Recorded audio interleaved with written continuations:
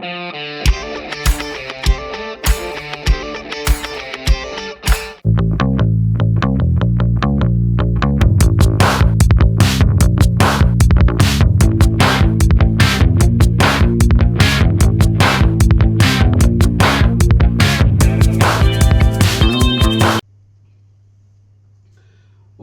நண்பர்களே, சிட்ரா tax YouTube channel சார்பாக உங்களை அன்புடன் அழைக்கிறோம். நண்பர்களே, இன்னைக்கு அமெரிக்காவுக்கு ஒரு பெரிய இழப்பு அப்படின்னு சொல்லலாம். ஏன் அப்படின்னா, இதான் US fighter jet refuelling aircraft crosses, அதாவது C-135. C-135 America plane. இது என்ன அப்படின்னா, இவங்களுக்கு ஃபைட்டர் ஜெட்ஸ் இருக்கும் இல்லையா, அவங்களுக்கு சண்டை போட்டு வந்தாலும் கீழே இறங்கி ஃபியூல் பண்ண முடியாது. அதாவது பெட்ரோல் டீசல் போடுற மாதிரி அதுக்கு ஒரு ஃபியூல் இருக்கும் இல்லையா, அதுக்கு பண்ண முடியாதனால அந்த refuelling plane C-35 refuelling plane. இந்த பிளேன் ஈராக்ல கிராஸ் ஆயிடுச்சு, அதாவது விபத்துனால கீழே விழுந்து நொறுங்கிருச்சு அப்படின்னு அமெரிக்கா சொல்லிக்கிட்டு இருக்காங்க. ஆனால் ஈரான் என்ன சொல்றாங்க அப்படின்னா, ஈராக்ல இருக்கக்கூடிய ஈரான் ஆதரவு படைகள் இதை சுட்டு வீழ்த்தினாங்க அப்படின்னு சொல்றாங்க. இது அமெரிக்கா என்ன சொல்லுது அப்படின்னா, US Central Command US Central Command is aware of the loss of a US KC-135 refueling aircraft. The incidents occurred in friendly airspace during Operation Epic Fury, and the rescue efforts are going on. 2 aircraft were involved in the incident. One of the aircraft went down in western Iraq, and the second landed safely. This was not due to hostile fire or friendly fire. Friendly fire, hostile fire or friendly fire. அதாவது இந்த central command என்ன சொன்னா, 2 aircraft போச்சு KC-135. அது ஒன்று மட்டும் cross ஆகி கீழே விழுந்துருச்சு, ஒன்று சேஃபா வந்துருச்சு அப்படின்னு சொல்லி அமெரிக்காவோட சென்ட்ரல் கமாண்ட் சொல்றாங்க. இதுதான் அந்த ஏர்கிராஃப்ட் 135 KC-135 ஏர்கிராஃப்ட். ஒன்று சேஃபா லேண்ட் ஆயிடுச்சு, ஒன்று லேண்ட் ஆகல. This was not hostile fire, friendly fire கிடையாது. அதான் கீழே விழுந்துருச்சு அப்படின்னு சொல்றாங்க. இது அந்த இது. ஆனா ஈரான் வேற மாதிரி சொல்றாங்க. ஈராக்ல உள்ள எங்களுடைய ஆதரவு படை சுட்டு வீழ்த்துறாங்க, அதனால இந்த பிளேன் கீழே விழுந்துருச்சு அப்படின்னு சொல்றாங்க. ஏதோ எப்படியோ அமெரிக்காவுக்கு ஒரு பெரிய இழப்பு. ஏன்னா இதுல ஒரு 4 பேர் போயிருந்தாங்களாம், 4 க்ரூ மெம்பர். அவங்க 4 க்ரூ மெம்பர் இறந்து போயிட்டாங்க. இது அந்த US ஏர்ஃபோர்ஸ் C-135 ரீஃபியூலிங், அதாவது வானத்திலேயே போகும்போது இன்னொரு ஏர்கிராஃப்டுக்கு ஃபியூல் பண்ணும், ரீஃபியூல் பண்ணும் அப்படின்னு சொல்றாங்க. அந்த மாதிரி ஒரு பிளேன் கீழே விழுந்து நொறுங்கிருச்சு ஈராக்ல. இது நடந்தது ஈராக்ல நடந்துச்சு அப்படின்னு சொல்றாங்க. அதனால 2 விதமாக சொல்லிக்கிறாங்க. அமெரிக்கா அதான் ஆக்சிடென்ட்ல விபத்துல கீழே விழுந்துன்னு சொல்றாங்க. ஆனா ஈரானுடைய என்ன சொல்றாங்கன்னாக்க, ஈராக் உள்ள எங்களுடைய ஆதரவு படை மூலமா சுட்டு வீழ்த்தப்பட்டது, அதனாலதான் கீழே விழுந்துன்னு சொல்றாங்க. ஸோ இது அமெரிக்காவுக்கு ஒரு பெரிய இழப்பு தான். இது எப்படி இருந்தாலும் சரி, அமெரிக்காவுக்கு ஒரு பெரிய இழப்பு. அமெரிக்கா அந்த ஏரியாவில், அதாவது மிடில் ஈஸ்ட் கண்ட்ரிஸ் இல்லையா, வளைகுடா நாடுகள் அந்த சைடில் பெரிய இழப்பாக இருக்கு. இதுக்கு முக்கிய காரணம் ஈரான் தன்னுடைய ஏவுகணை மூலம் அமெரிக்கா எங்கெங்கே இருக்கோ, அமெரிக்க படை, அமெரிக்க விமானம், அமெரிக்க மக்கள், அமெரிக்க ப்ராப்பர்ட்டி எங்கே இருந்தாலும் தன் ஏவுகணை மூலம் இதை அழிச்சுக்கிட்டு இருக்காங்க ஈரானை. அதுதான் நம்ம பார்த்துக்கிட்டு இருக்க வீடியோ.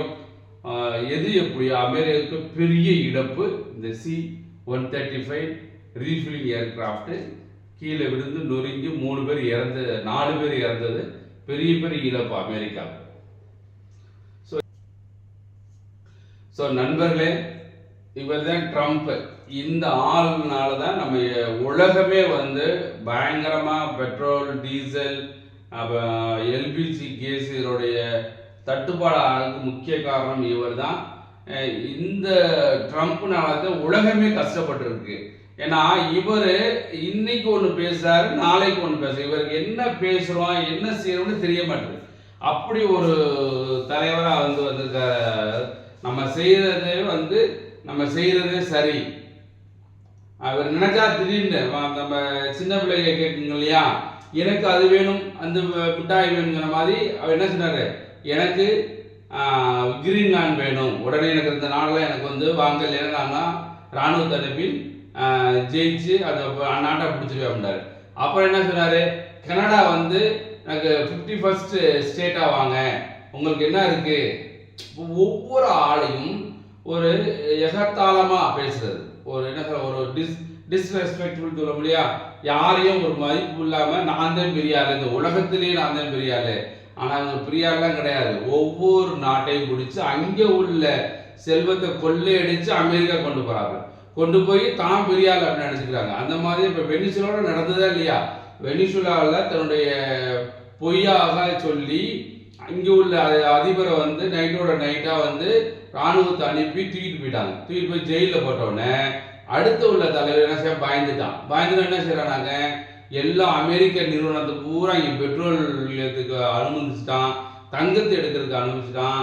அப்போ தங்கத்தை பேர் என்ன சொன்னாங்க, 900 கோடிக்குள்ள தங்கத்தை வந்து போன வாரம் அமெரிக்கா கிஃப்டாகலாம் கொடுத்துருக்காங்களா வெனிசுலா.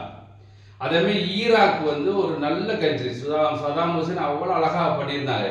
ஆனால் அந்த ஈராக் என்ன செய்யறான், அணுகுண்டு வச்சிருக்கேன்னு சொல்லி பொய் சொல்லி அதற்கு அந்த சண்டை போட்டு அந்த ஈராக் தலைவர் சதாம் ஹுசேனை தூக்கு போட்டுட்டு இப்போ ஈராக்கு ஃபுல்லாக ஆக்குபை பண்ணி ஈராக்குள்ள எந்த ஒரு எண்ணெய் வளம் இருந்தாலும் அமெரிக்கா தான் எடுத்து விற்கிது. ஆனால் ஒரு சம்பளம் போடணும், அமெரிக்கா வந்து ஈராக்கு உடைய வேலையாட்கள் சம்பளம் போட சொன்னாலும் அமெரிக்கா கையெழுத்து போடாத சம்பளமே கிடைக்கும். அந்த மாதிரி எல்லாத்தையும் பேருக்கு மட்டும் ஒருத்தரை வந்து பொம்மை மாதிரி வச்சுக்கிறது, தலைவராக வச்சுக்கிறது.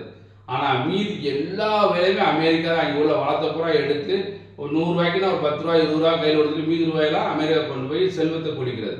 அதனால இவர் வந்து பெரிய பணக்காரன் அப்படின்னு சொல்றதை விட பெரிய ரவுடி, பயந்து போய் அடுத்தவெல்லாம் வந்து மிரட்டி பறிச்சு கொண்டு போவாங்களே ஒரு ரவுடி அப்படின்னு செய்வான், மிரட்டுவான். ஏய் நீ எனக்கு கொடுக்கல உன்னை கொலை பண்ணிடுவேன், இல்லைன்னா குண்டு போட்டுருவேன், இல்லை உங்க குடும்பத்தை இப்படித்தான் சொல்லுவான். அதை மாதிரி தான் இந்த ஆள் என்ன செய்யறாப்புல, நீ யாராச்சும் என்ன சொல்ல கேட்கற உடனே ராணுவத்தை எழுப்பி நான் உன்னை எல்லாம் கொன்றுவேன் அப்படின்னு சொல்லி அந்த மாதிரி செஞ்சுருக்காப்புல. ஈரானுமே அந்த மாதிரியே பண்ணாங்க. உடனே தலைவர் உடனே ஃபர்ஸ்ட் டேவே வந்து குண்டை போட்டு அந்த தலைவர், அந்த நாட்டின் தலைவரை கொண்டுட்டாங்க.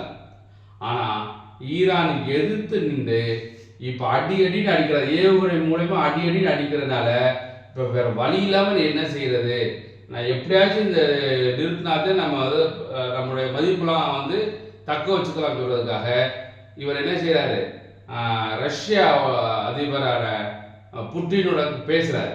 பேசி இதுக்கு எப்படியாவது ஒரு தீர்வு கொண்டு வாங்க அப்படின்னு சொல்லி அவங்கள்ட்ட பேசணும்னு சொல்லி நிறைய செய்தி வந்திருக்கு. அதனால இந்த ஈரான் வந்து அமெரிக்காவுக்கும் இஸ்ரேலுக்கும் ஒரு பெரிய தோல்வி தான் அப்படி சொல்லுவோம். ஆனால் ஈரான் வந்து இந்த மாதிரி திருப்பி அடிப்பாங்கன்னு சொல்லி ஒரு கனவுளோட நினைச்சுக்க மாட்டாங்க ரெண்டு பேரும். உடனே என்ன செய்றாங்க, ஒரு 2 நாள் குண்டு போட்டாலும் உடனே சரண் வச்சுருவாங்க அப்படின்னு நினைச்சாங்க. ஆனால் இவங்க வந்து ஈரானும் ஈரான் வந்து அமெரிக்காவும் இஸ்ரேலும் அடித்ததுனால நம்ம ஈரான் சரண் அடைஞ்சிடும் அப்படின்னு நினைச்சாங்க அமெரிக்கா. பட் அது நடக்கலை. ஸோ ஈரான் வந்து எதிர்த்து சண்டை கொடுத்துருக்காங்க. உண்மைக்கு வந்து ஒரு அப்ரிஷியேட் பண்ணலாம். ஸோ நண்பர்களே, ஸோ இன்னைக்கு C-135 பிளேன் வந்து கிராஸ் ஆயிருக்கு. ஸோ அது வந்து பெரிய வந்து அமெரிக்காவுக்கு இழப்பு. 4 US service members have died after a US military refueling aircraft crashed in western Iraq. According to the United States Central Command, also known as CENTCOM, the aircraft went down during ongoing operations linked to the war involving the United States, Israel and Iran. Officials confirmed that 6 crew members were on board the aircraft at the time of the crash. 4 have been confirmed dead, while rescue efforts are still ongoing for the remaining crew members. In a statement posted on social media on Friday morning, CENTCOM said the crash is currently under investigation. நன்றி நண்பர்களே, கண்டிப்பாக இந்த video உங்களுக்கு பிடிச்சிருக்குன்னு நினைக்கிறேன். மறந்துடாம நம்ம channel சிட்ரா tax YouTube channel subscribe பண்ணி சப்போர்ட் பண்ணுங்க. நன்றி.